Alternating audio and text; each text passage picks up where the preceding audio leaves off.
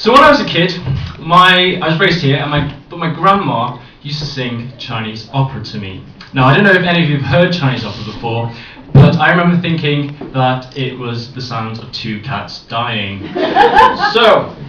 But now as a neuroscientist and a musician, what I like thinking about is what's the science behind not getting music, whether it's Chinese opera, or it's avant-garde jazz when it's just tinkling, or even the bagpipes, which no one should ever understand. So to do this, let's step back a wee bit. So, what happens when we listen to music? Do you guys want to hear a tune? Yeah. Okay, so I'm going to play a really quick one.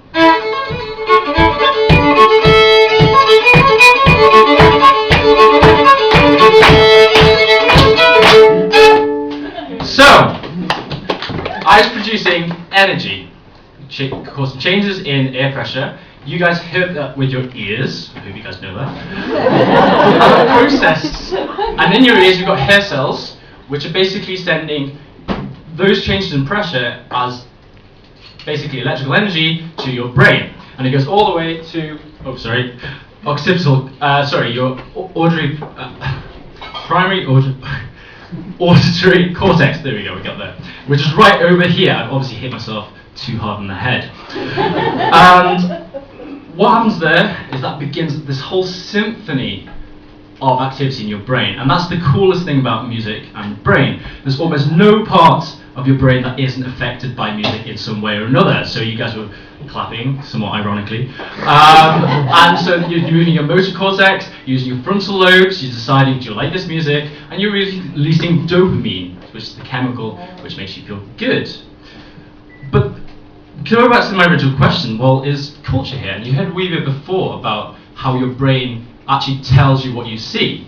Well, I'm going to tell you that the brain also kind of tells you what you hear. And so when we look at our music, so I play Scottish Western music, we divided it into the notes and scales into 12. So, which makes scales something like that. But not all music is like that. And what's really interesting is that how in the auditory cortex is processed is that it's determined by your experiences. So when you're a child and your mum's singing to you, Baba Black Sheep, these kind of things are shaping what your brain is expecting to hear. And so when you hear music like Asian music, for example, which has many more scales, so it's divided much more kind of finely, if you like. We don't really understand that. Our brain doesn't know quite how to make sense of that. And so consequently, when it's trying to compress a lot more notes into a smaller system, the 12-tone system, well, it kind of sounds screechy. Though I still believe that my grandmother had a terrible voice. So this is interesting because most importantly is that this can change, and this is important for language learning, is that your brain changes with experience, and so with enough exposure to any of these things, then your brain will actually change to slowly, subtly understand the kind of subtleties that you might not understand in the first place. And so when people talk about broadening your mind, I say, well, listen to more music and it will literally broaden your mind. Thank you very much.